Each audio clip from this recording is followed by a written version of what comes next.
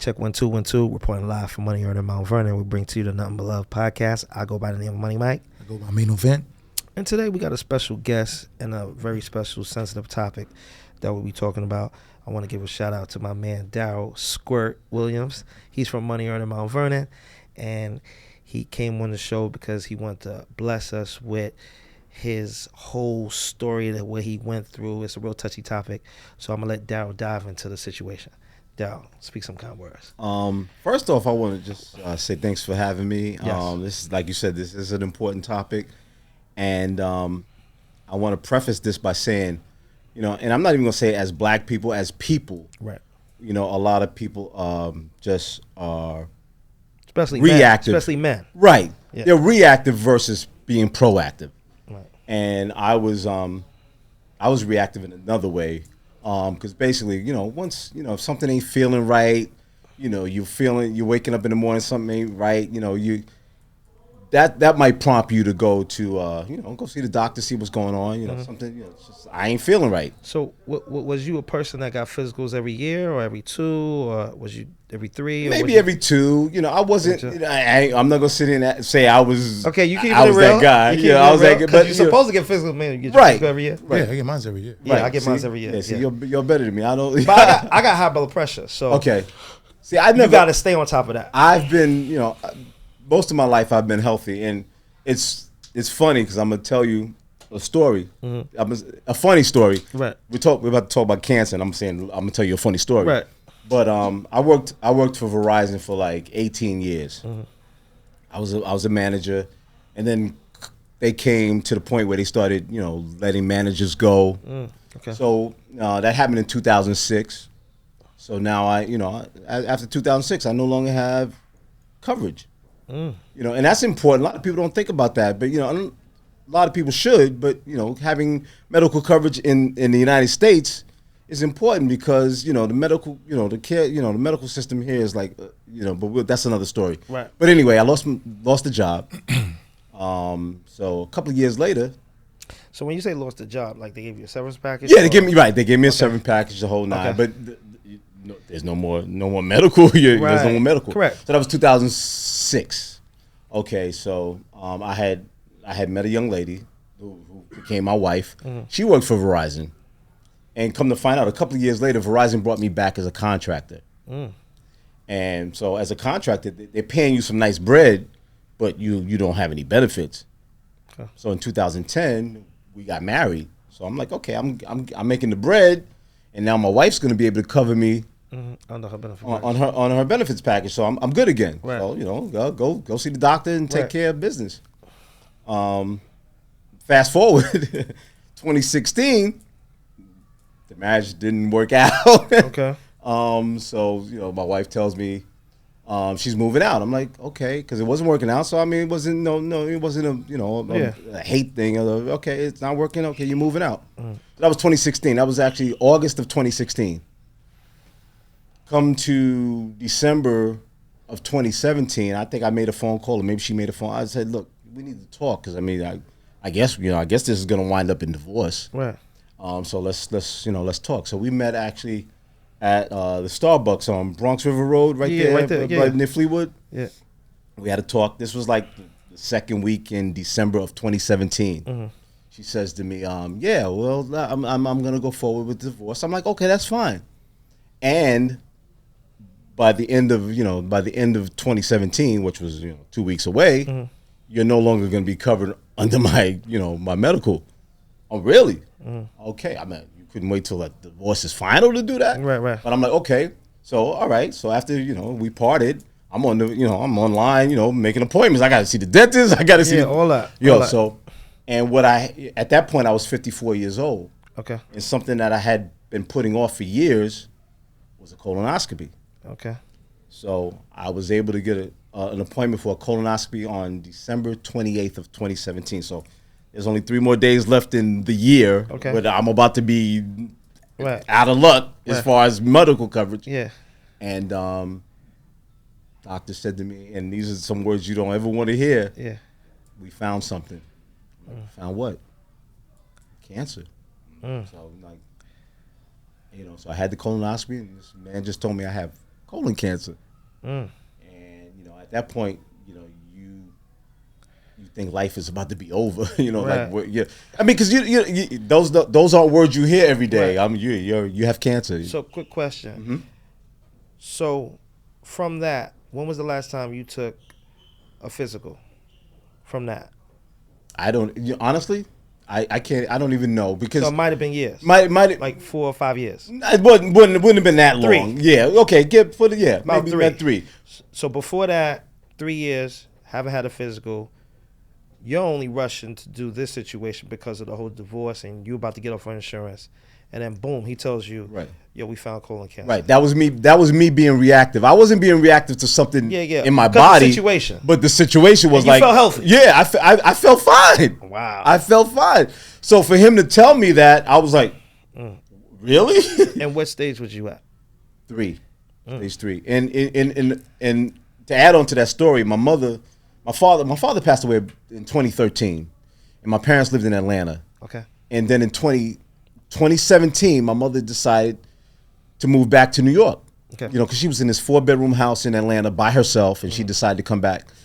And the funny thing about it, when I made the appointment for the colonoscopy, they said you need somebody to drive you home. And part of the reason why I made it for the 28th, because my mother had just come back home on Christmas of 2017. Right, so right. So 3 days prior to the colonoscopy, bring you back. she just got home. I said, so my mother will drive me. Okay. Dude, so that makes it even twice as hard, because now this doctor just told me I have cancer. Right. Now I got to tell my mother I have cancer. Right. And that's probably one of the roughest days of my life, man. Right. You know, because Right. at that point, I don't know how far medical research has come at that point. I've never had to deal with it. But we do know stage 3 is critical. Exactly. Stage 3 and 4 is critical. Exactly. So I went through the process. So now let's back this up. What was like? So he tells you you have cancer. What was like his suggestions? What was the next step the doctor took with you after that? He said, you really need to now go see, because he did the colonoscopy, but I need to see another, like, a specialist. Okay, right. And see what's what. Did he give you his opinion on anything? That doctor who did it? Did he give you an opinion? You know what? You don't if remember? he did, you were just out of it. If he did, you don't I don't recall. Yeah, you was out of it. I was out of it, dude. I was in a really deep fog that day. I mean, like, the fog was heavy. You was out of it. You know, right. I mean, you had no symptoms, no pain, no groin air pain, no problem using the bathroom, bleeding from the rectum, nothing. none of that. Nothing. Wow. Nothing. Stage 3. That's crazy, right? That's crazy. You could have that, but you wasn't tired, like no symptoms. No symptoms. So to this day, I mean, I laugh with friends about it. I said, yeah, my wife tried to jerk me, but she might have saved my life. Real talk. Right, because that's what made me react. Like I said, people we react to our body telling us something. My body didn't tell me anything. Because technically, if I'm correct, you're supposed to do it at 50 or 51, correct?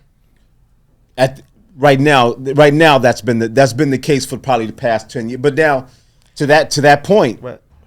Chadwick Boseman had colon cancer. He died at 43. Facts. So at what point should he have gotten it? Well, what they say is if it run in your family, early 40s, late 30s, if it run in your family. Doesn't run in my family. So wow. that's why it was such a blow to me. To be 50. Right. That's supposed to be 50. I should have gotten it at 50. And again, I want the people that's watching this to see. Right. One of the reasons why I had put it off, because I had heard so many, oh my God, you got to drink this, and it's so nasty, and I don't want nobody going in my butt. Right. And all that. Excuse me, no homo. Now, to your point, right? Now that I've had a few colonoscopies done since 2017. Okay.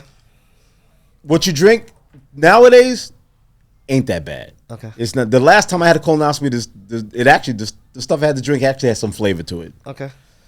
The process itself, dude, you are so knocked out. You don't even know they've been up in. You don't even. When you wake up, you're like, where am I? I just had one done 2 months ago, so I understand. You out. You're out. And when you wake up, you hear somebody saying, "Oh, wake up." Right. So I procrastinated all those years, and then I was like, damn, I did all that for, and this is really all it was.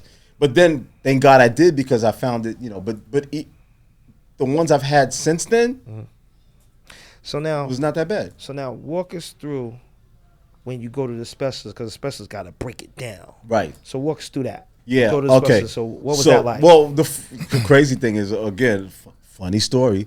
You know, because as of January 1st, 2018, I have no more health coverage. You know. So wait a minute.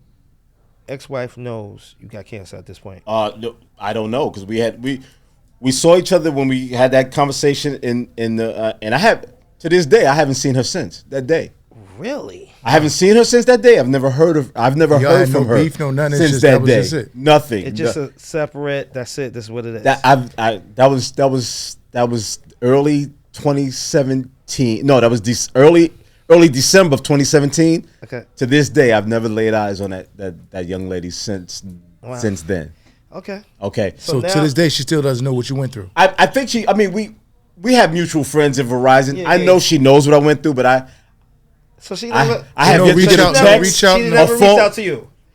See, I didn't want to put it out there, but Yeah, you might have had beef. I think, but that's another story. That's another but it story. wasn't. Yeah, because- it wasn't. We had no. But it was technically- mutual. No, technically, That's beef. ex-wife. You're right. That's beef. Ex-wife hears Yeah. he got cancer because I only knew because I seen it on Even Facebook. the worst of a Time out. Yeah. Man, let's keep it real.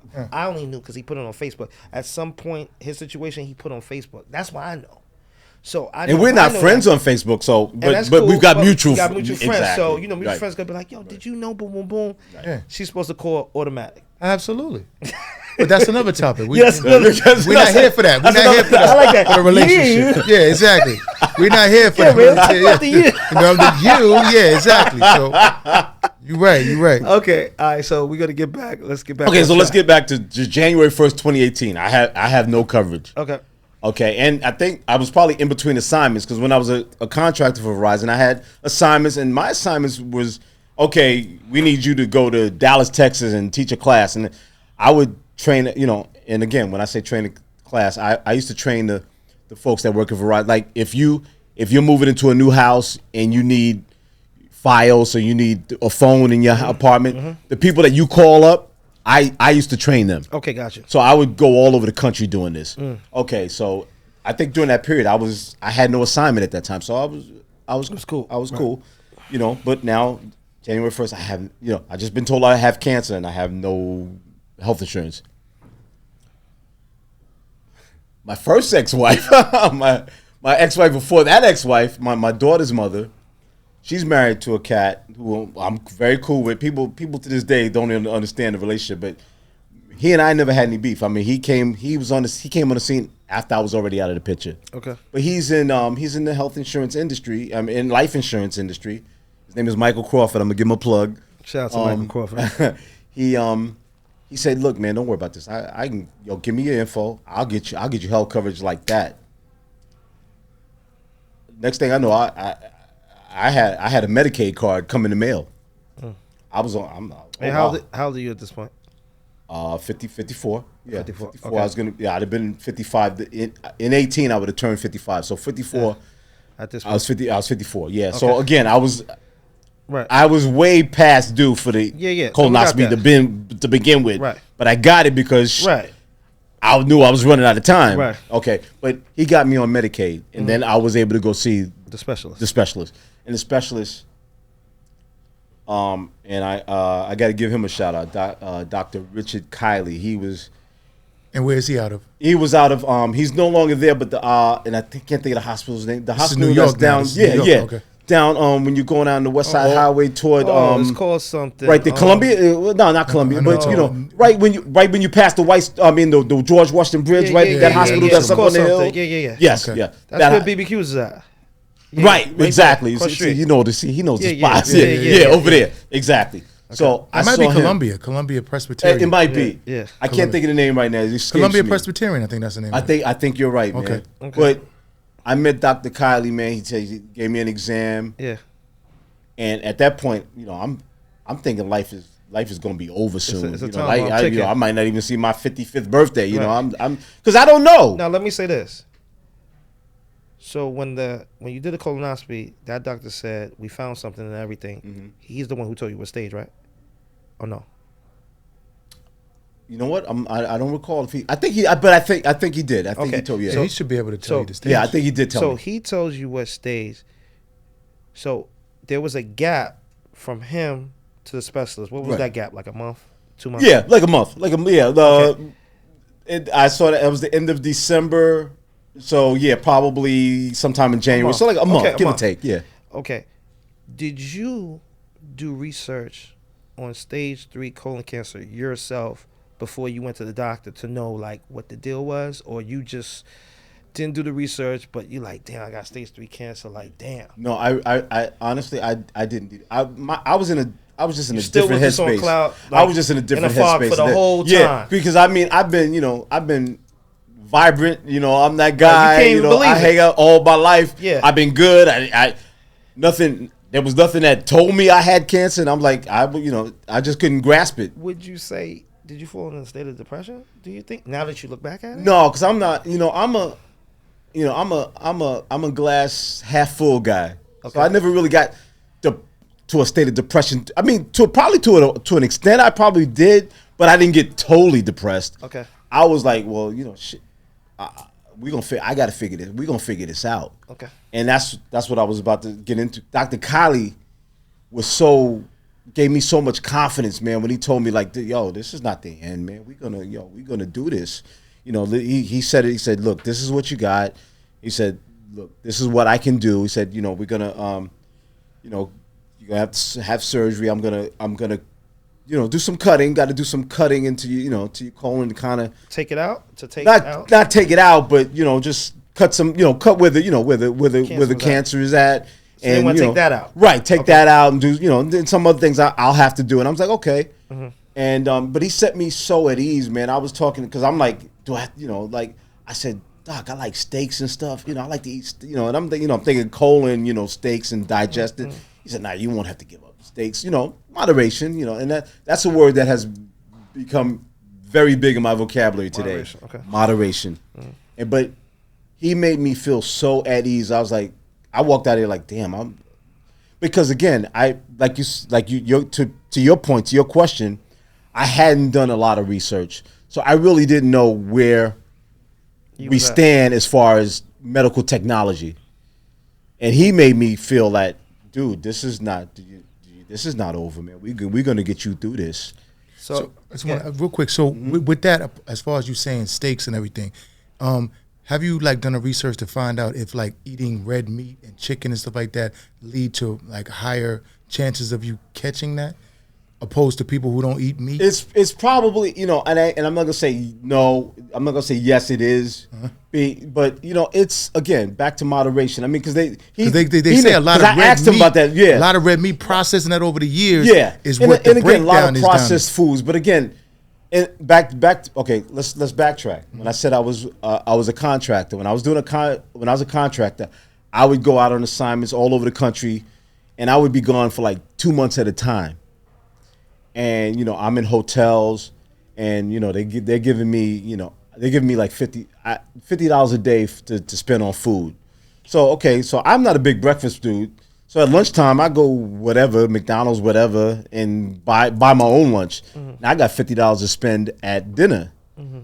At dinner time, it was it's surf and turf. Yeah. It was surf and turf almost every day. Yeah. So I would so prior leading up to that, so maybe it did. It might have. But you've always been a meat eater. Even to the, I've cut down a lot, right. but I still have my occasional steak, man. I mean, because Dr. Kiley told me, hey, you ain't got to give it up. Okay. Just moderation. Okay, because that's what I heard. I heard that, like I said, all the stuff is theory, but I did hear that a lot of the cancer that's to deal with the the colon and all that is due to like longevity, eating meat, chicken, and processing that over a long period of time, over years. Absolutely. You know what I'm saying? Breaking that down, if you and that's what causes the expansion of the cancer or causes the cancer. You're right. Yeah, absolutely. A lot of because a lot. I mean.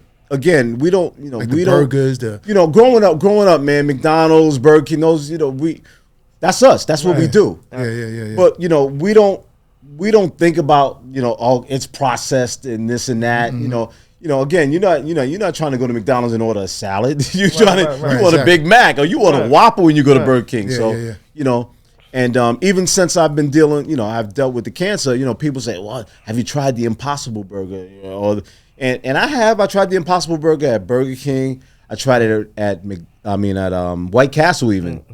And, it's funny because something Puff said one time on, I think, a documentary. He said, I don't want the Chrysler 300 that looks like a Phantom. I want the Phantom. Yeah. I don't want a burger that looks like a burger. I want the burger. That's how I am. So after the cancer, you basically, it made you want to feel like cutting down on the red meat?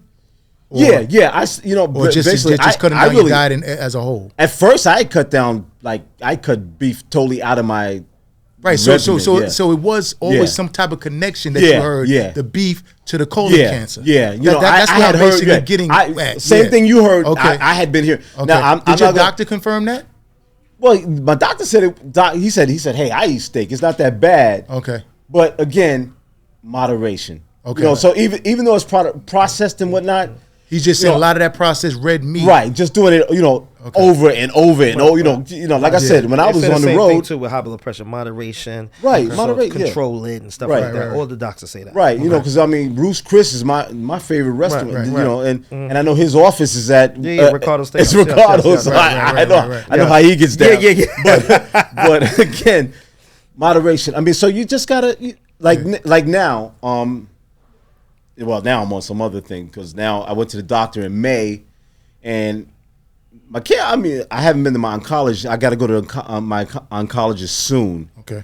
But my regular doctor told me, my blood, not blood pressure. He told me my cholesterol's high, and I'm pre-diabetic. Really? Yeah. So I'm like, damn. Do you have any good news? God. And how old are you now? I'm 60. I just turned 60 in July. And he's saying you're pre-diabetic. But I was at, I think the number that starts you at being a pre-diabetic is 257. Mm-hmm. When I saw him in May, I was at 259.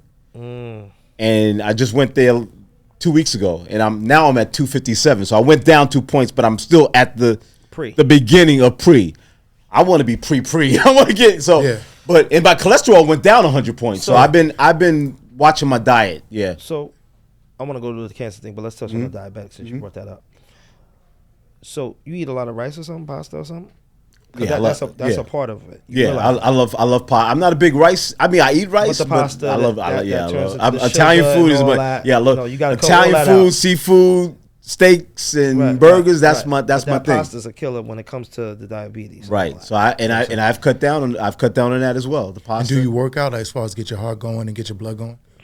You know what? Now, I'm not talking pushing weights. I'm talking about, do you walk, run, get on a treadmill, bike? I actually I ride the hell. I live in Charlotte now. Okay. I ride when the weather's nice. I ride the hell out of my bike.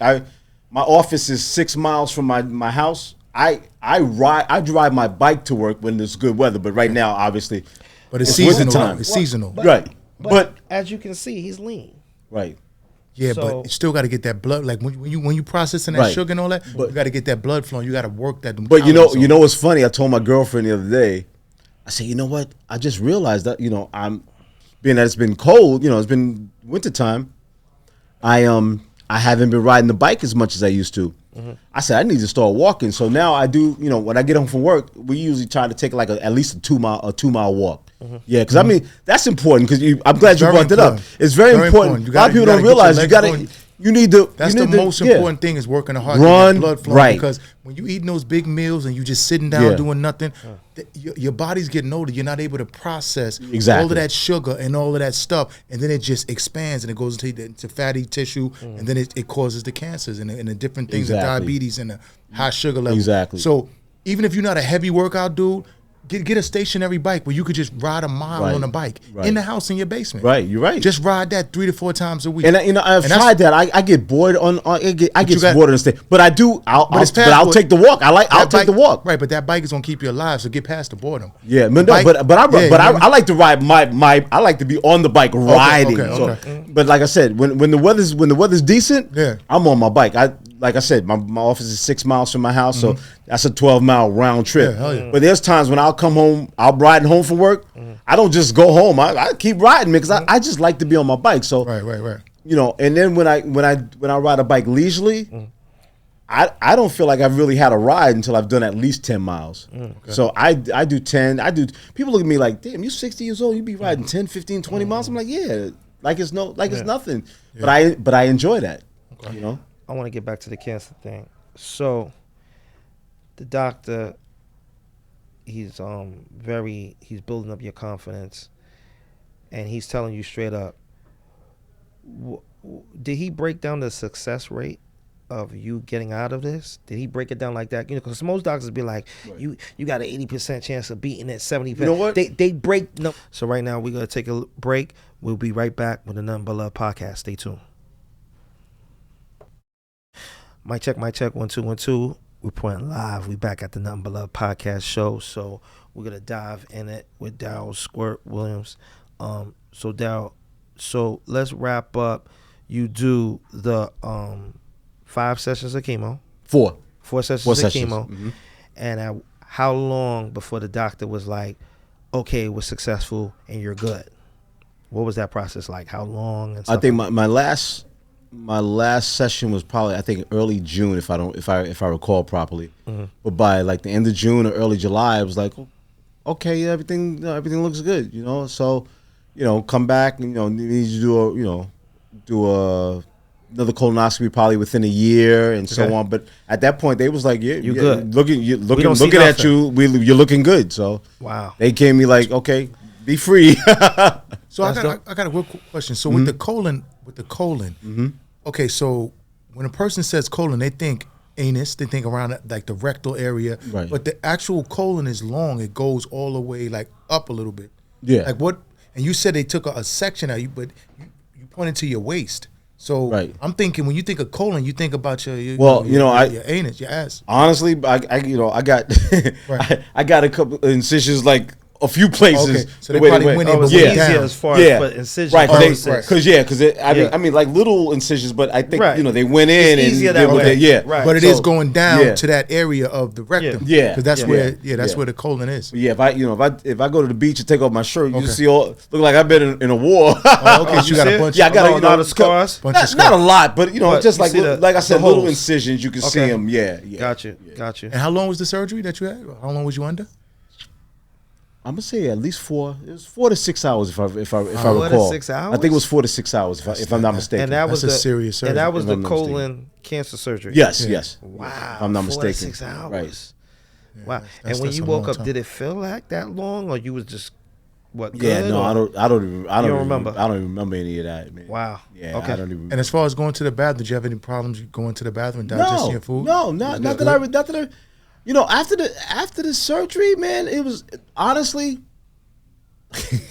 It's funny because when I was in the hospital, I was pissed off because Black Panther had just premiered. I'm like, everybody's going to the movies. I'm in this damn hospital. Yeah, Black Panther. I took my son to see that. Right. When it had ironically he died a few years later of colon cancer. Yeah, he was battling that for a while. But you said 43, right? He was, right? Yeah, he was 43. Wow, yeah. that's crazy. But actually, I had the surgery. The surgery was probably a Wednesday or Thursday, and Dr. Colley, my man, he told me, he said, "You look like you be out of here, by Saturday." And I was like, "Damn, I'm gonna be out of here by Saturday." It was like Thursday, and he told me, and everything Dr. Colley told me, he was right on point with it. I mean, everything if he told me he was gonna do this, he did it. He said, "If I'm gonna be here, I'm gonna be," and he said, "I'm gonna come see you." But I'm gonna come see you this evening, and I'll talk about your release. And it's 9:00 that night. I see Dr. And I'm like, damn, Dr. Colley, he never lied to me before. Now, come 10:00, no Dr. Colley. 11:00 that night, he was actually on his way on a ski trip, or somebody said, "Yo, I told you I was coming by." He said, "Look, you're gonna be out of here Saturday. Everything is looking good." And boom, and Saturday, my cousin picked me up, and I was on my way home. So how did you get this doctor from the beginning? How did you get it, like a referral to him? How did you get him? You just lucked up on him and got him from the referral? I'm gonna be totally honest with you. My mother's daughter, my first ex-wife. Yo, she was on the internet crazy, and she found and she said, "Look, go to this hospital," and she made me an appointment and to see him. He was my man from that point on. I mean, he gave me so much confidence, man. Because I was at the lowest point. I mean, I'm a happy-go-lucky dude. Mm-hmm. Yeah, come on. And at that point, I was on levels I had never been to before. And he brought me back up to me, you know, to my level, making me feel like, you know, we got this, man. You're gonna be here. And now, and what, that was 2018. This is 6 years later. I'm here talking to y'all, man. Do you look back and say to yourself, do you beat yourself up at times like, damn, you know, maybe if I took it at 50, it would have been only stage 1. Do you beat yourself at times about stuff like that, or you just? I'm just grateful to be here, man. I don't, you know, I've never really thought like that, man. Like I should, you know, I mean, I already know I should have done it. Okay. Much sooner than I did. Right. And I didn't, but you know, I'm still here to talk about it. But I've never had that. Okay. Like, damn, I should have. You know, I've never beat myself up about it. I'm just like I said, I'm just grateful to be here, man. So now at this point, your checkups are once a year with that. Mm-hmm. Mm-hmm.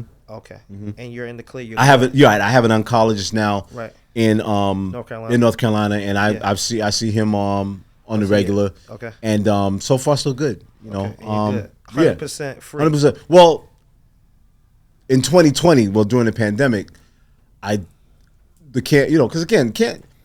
bodies is like a club. Right, you know? Cancer lives in cancer's your body. Cancer's like, yo, I've been in that club before. I want to go back to that club and hang out again. Got it. So in 2020, I did in my liver. They found something in my liver, and then I got another doctor at the same hospital, and he said, "Oh, we're just gonna blast it." And you know, I went in that morning. No, what is a blast? What is that? They just go in and somehow they just blast, they blow it up, like they go in there and focus on the cancer and like just whatever he does, he said that's the term he used. We're gonna blast it. So was that early detection? Yeah. On the liver? Yeah. So that was in 2020, and I literally had it done that morning. I was out the door that night. So 2017, you find out about this. Right. Mm-hmm. The colon.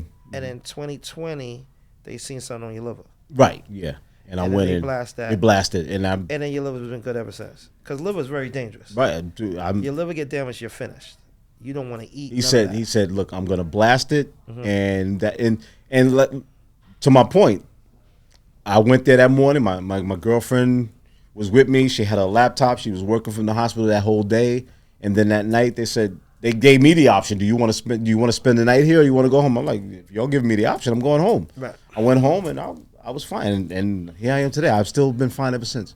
Wow. I'm just. So you're a survivor. I'm just a lucky dude, man. I'm just a lucky dude. That's dope. Because and to that point, I want to bring up something. I want to talk about you guys, you fellas. You knew Mitch.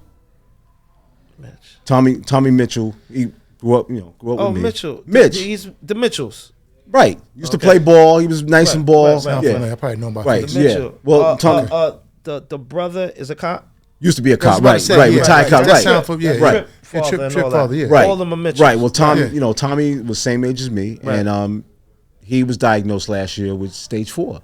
Really? Yeah. And then his brother Tony, who I'm close to as well. Yeah. Tony's like, yo, Squirt, I know what you went through. I want you to talk to him because Tommy lived in Vegas. Right. That's my man Pat Mitchell. Shout out to Pat Mitchell. Right. That's his cousin or whatever the case might be. So he put me on, and me and Mitch, we graduated high school together. I mean, I know Mitch. I said, yeah, let me put me on the phone with him. Yeah. And I just told him what I had been through, and I said, Mitch, look, whatever they tell you to do, just follow their directions, man. Yeah. But he, unfortunately, he got diagnosed with stage 4. Okay. And from what I understand, it was aggressive. From what I understand, Mitch hadn't been to the doctor in probably 20-some years, man.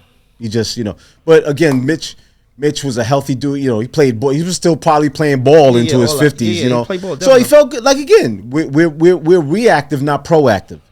So I guess a couple of like in 2020, I guess he started feeling something wasn't right, and then.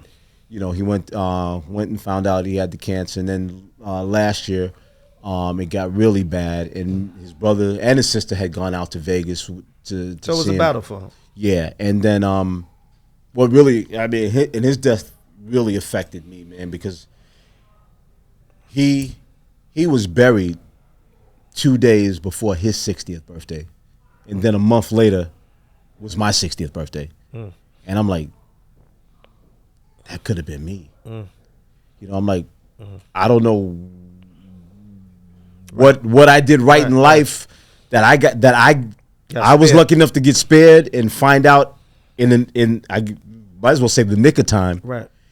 And I'm still standing, and he's gone, man. So, you know, big shout out to Mitch. Yes. Love you, man. To his brother and his sister and his the father. whole Mitchell family. You I know the whole family. God bless, man, because he was a hell of a dude, man. And I ran into him in Vegas when I was out there. The last time I was out in Vegas, I ran into him like out of the blue, you know. But again, you know, we're reactive. We're not proactive. Okay. And that's unfortunate. So first I want to say congratulations that you're cancer free with the colon, the liver. Thank you, brother. I appreciate that. Quick education on, let's touch on the diabetes, pre-diabetic. So right now I guess you're trying to follow the right diet. Right, so yeah. It doesn't turn into right, exactly. Because you're not taking no insulin, no pills right now. No. Oh, well, I am taking a pill. I'm taking one little pill every day. A statin. Okay. Statin, Yeah. that's for cholesterol. Right. Yeah. I'm taking. right. Well, I'm taking statin for cholesterol, but for the pre-diabetes, no, I'm not taking anything. Oh, you're not taking nothing. No, for Okay. for the pre-diabetes, I'm not taking anything. No, I'm Okay. just watching what I'm trying to watch. Like I said, I was at 159. Now I'm at 150. So I went down 2 points. Okay. But the 2 points, I'm still at the beginning With stage. this number, is that the A1C number? Yeah, the A1C number. okay. Yes, exactly. So this guy, this he's a doctor. no, He's because an undercover doctor. No, right? I go to the doctor and get tested, Yeah. so No, I know those that's- numbers. that's my A1C. That's what I'm saying. I Exactly. go every 6 months to get all my blood work. You and all that. exactly. So all these numbers I watch. and I No, know. why you want to come in my life after I've been through all this? Man? I should have been hanging with him and getting Gotta tested. come to the show, man. Yeah, Come to the numbers, you know? But my thing is never question God. He's always on time. You know what I'm saying? Exactly. He's never gonna give you nothing exactly. that you can't handle. Exactly. You know So what I mean? that's my A1C Everything number, is perfect one time. 157. So I'm at the threshold of pre-diabetes. Yeah. So the pill for cholesterol, statin. Yeah, statin. pill, right? Yeah, statin. So you take that for cholesterol. Do you feel does that cholesterol pill make you tired? You know does that- it make you feel kind of funny? You know, that's funny. I saw my doctor like 2 weeks ago, and he asked me that same question. No. Some people, because I Yeah, heard no. some people take that pill, they either tired or And that's why he asked they me. got aches or different people with different things. Yeah, it has different type of side effects. Again, Yeah. I'm just lucky, you're man. good. It doesn't affect me in And- any way. and it's I just working. take it like I take in the morning because my oncologist had told me it's good to take an aspirin every day. So I take that statin every morning. I take a Bayer aspirin. Okay. I take the Goli acid, the vinegar. Right. The vinegar. I take that. Right. And I take, my girlfriend gives me this other, I forget what it is for my memory because I be Nah, forgetting that's dope. I be forgetting everything. But that's all I take in the morning. I don't Okay. take any other major. Just the statin is the only major drug I take. Okay. So right now we're gonna shift the conversation a little bit. I'm gonna talk about the entrepreneurship, and I think people need to know this entrepreneur side about you. So back in what year was that? The Spot 2019. 2019. So back in 2019, he opens up a spot. Dwayne, that's his name. Dwayne Jones. Yeah. Dwayne Jones. So Dwayne Jones opens up a spot in Mount Vernon, a bar lounge, and y'all team up together. The question I have for you is, with that situation, is what are some of the pros and cons when you team up with a friend on the entrepreneur side of it? What are some of the pros and cons you looking back at it of what? To tell the viewers, the entrepreneurs, the do's and don'ts that you feel that when you're doing an entrepreneur move with someone, the do's what they should do and the don'ts. Well, I think and Dwayne and I go back to. I mean, we go Right, back. that's your we man go from back in the day. Way Yes, back. I remember that. Yeah. But at this point in our life, I mean, we're both 60 years old now. We have different energy, and I'm like you. I'm that happy-go-lucky dude that knows everybody. I get the people in the spot and whatever. And he was, and again, he invested a lot of his money into it, and I get that. The agreement was, okay, you invest the money, I'm gonna be the front man. Okay. But as it goes on, as the money person, he's like, he's watching what's going on. Okay. And I'm trying to explain to him because I'm out. I'm out. Yeah. I go out. I drink. Right. You know, and I was I bartended before. I worked in the AAC in Mount Vernon. Oh, really? Yeah, I was a bartender. Okay. And so, and Dwayne, he doesn't that's really. located over by Fulton Avenue, right over there. Yeah, on Third, right on Fulton, right, exactly. Okay. Right, Yeah. and Dwayne's not a big drinker, so trying to explain to him that sometimes you got to get some shots out. 2-for-1s, stuff like that. Was you there? Did you hear the conversation? No. I'm just saying. But that's exactly people who don't drink don't get it. Right, exactly, and that's what I was trying to explain to him. Like, hey, we got to, we're gonna have to give away, And he wasn't. It's the marketing strategy. Yeah. So nothing on him. I mean, and he had other people. I mean, he's got his wife is concerned because you didn't took a chunk of our money and put it into this, and then I'm like, hey, let's do this and let's do that. Yeah. But we just had different energy and. Yeah.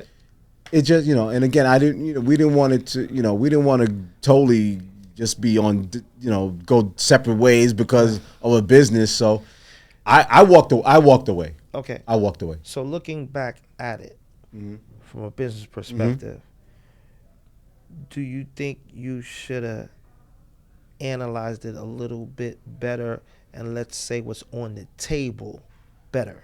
Looking back at it. Yeah, without a doubt. I mean, I think. It was a dream of mine to always, it's still a dream. I've always dreamt of, having a spot. That's where the name came from, the spot. The spot, yeah. So it's a dope spot. It was always a dream to do that, and I should have done a little more homework because as time went by, I was learning. Okay, that location might not have been the best location. I mean, I would have people, Squirt, man. I circled the block like 10 times. I couldn't find somewhere to park, man. You would have to tell all your people you could park in the parking lot down so the block. So that was an issue. Okay. And then then we had Annie's Dream Cuisine in there, and that was a little because it was just it wasn't a lot going on. Yeah, and I had no control over that aspect of it. Okay. And then if a person came in and wanted to get something to eat. And wanted to sit down and get something to eat. They got to pay her. They got to pay her people, but they want to drink. They got to pay me. It sounds like it was like really like not that organized. You know what I'm saying? So in other words, if you was able to do it again, you would have more organization. Right. And you wouldn't have so many different open areas that like. Right. Exactly. You know what I'm saying? Like you got this person doing the food here. You got this. Right. Nobody's overseeing her. Nobody's coordinating. Because I would have, I would have liked to have more say so over the food aspect of it. But in essence, we were really two different entities working out of one location. Okay. And it was just a little hard for the customers. Yeah. It was. And I honestly, I walked away. I just thought it wasn't what I had envisioned. Gotcha. And I'm sorry it didn't work. I'm sorry it didn't work out. And you didn't see you really making any money. That was another reason too, right? It wasn't worth the time because the money wasn't there. Was it there or no? He just asked. That's what I'm asking. Well, yeah, no, I'm just trying. That's what I'm feeding off of you. For me, for me to make some more money, exactly. it was. So it was really this is not even worth it for me, basically. Right. But again, I'm not. But it's nothing personal. I'm not nothing personal. Right. It's just sometimes you got to come in that realization. Like I said, it's different energy. I mean, it was like okay, you might want to go right.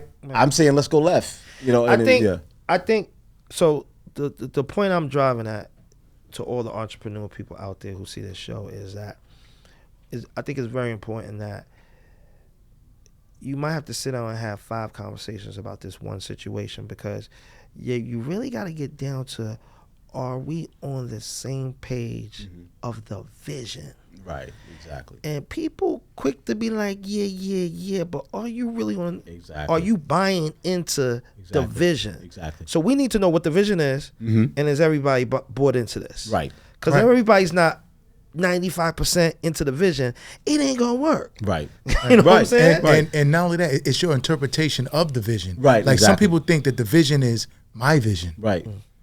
Or predominantly my vision. No, the vision would be this phone right here, right? And now are we both on board of the phone? Right.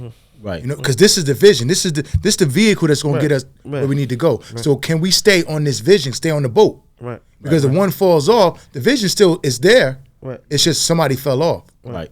So that's the key to it. Like a lot of people don't understand it. They think the vision is my vision, right? Predominantly mine, right? And you got to have open dialogue. Like and then sometimes you got to like sit on a topic and discuss it, even if to the point where y'all might be going at it Right. But as long as the respect is there, right, all y'all having is open dialogue. Because I mean, like Exactly. with me and him, we go back and forth. I'm sure, right. Sometimes on the phone for like 45 minutes about the same thing. That's all with Mike. 45. No, I'm just saying, but going back and forth. But I'm saying this. No. But I'm saying that. No, but I'm saying this. But I'm saying that. No, you know what I'm saying? And to the point where, in his defense, one thing about him I could say is, versus a lot of people, is he bought into Division 1 and he wants to learn. He's not against it. Right. You understand what I'm saying? And then me and him have an open door policy. Visions that he has that he wants to contribute on the table, I listen, we take it in, and then it has to be like a mutual respect. Exactly. But this goes back to the beginning. Right. Yeah, Exactly. When y'all sit down and talk, Exactly. you gotta know, can I really talk to this guy? Exactly. Yeah. Exactly. Certain things I understand, but certain things, we're not going to do this, but yeah, we could do that. Is he all right with that? Exactly. That's in the beginning, Exactly. not like we're 80% in. Right. You can't Yeah, say, you gotta oh, understand, nah, yeah. I'm not Exactly. even feeling you, And I'm then, not and, doing you know, that. and to my point, I mean, to my situation, Right.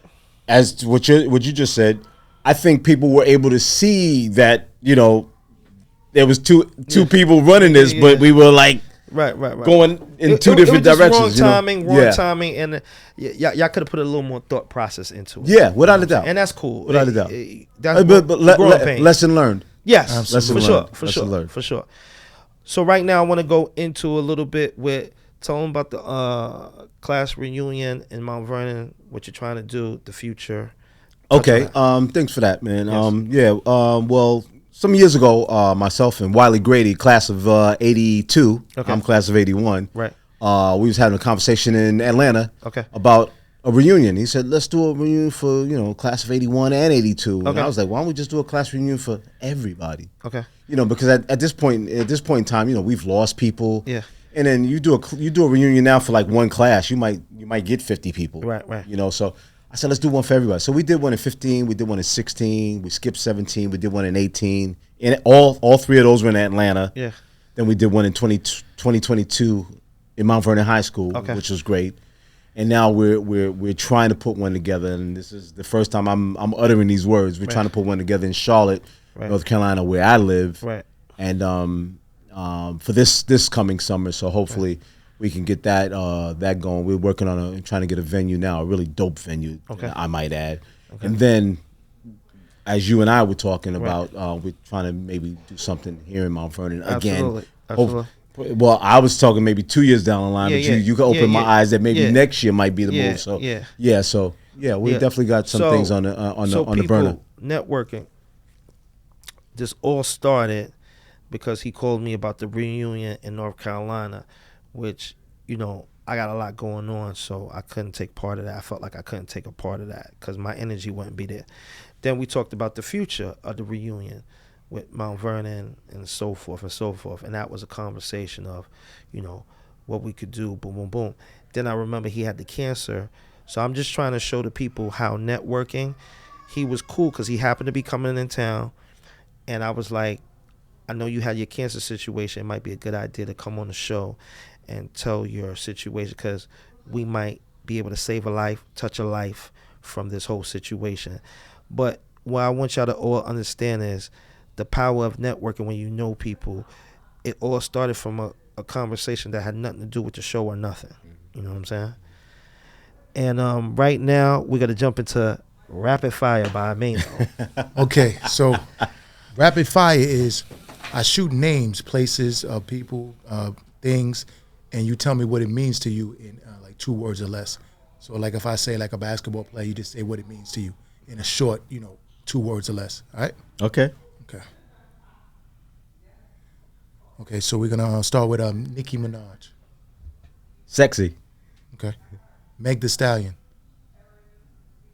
Just as sexy. Okay. Usher. He the man. He's he the man lately. Okay. Beyonce. The Queen Bee. Okay. James Brown. The Godfather. He opened the door for a lot of these cats. Okay, we'll take it back. Public Enemy.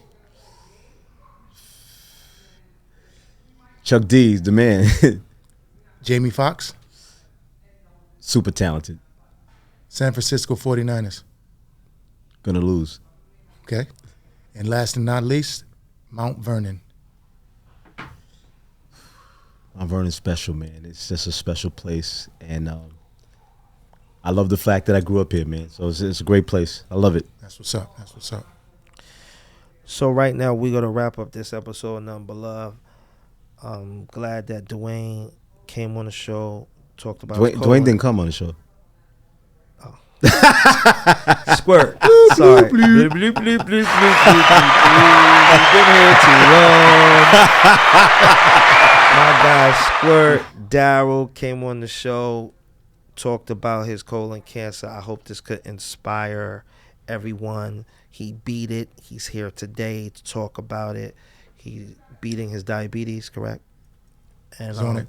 Just go ahead. Finish. The whole health awareness, as y'all all may know, I had prostate cancer. I got detected early. It was only 5%. I beat it, low radiation. So, you know, I'm been free for like 2 years. So, you know what I mean? So go to your doctors, get your checkups. You know, we all getting older. If you're approaching 50, definitely get that colon cancer thing. If you have it in your family, they recommend in your 40s. Like you said, the guy from Chadwick Boseman, Black Panther, 43. He died at 43. They said he was battling that for 4 years. You know what I'm saying? At the time. So, Maino, you want to say something? And so tell the people about the diet that they're telling you about for the pre-diabetics. Like, what kind of diet? What's your restrictions? Like, what are you...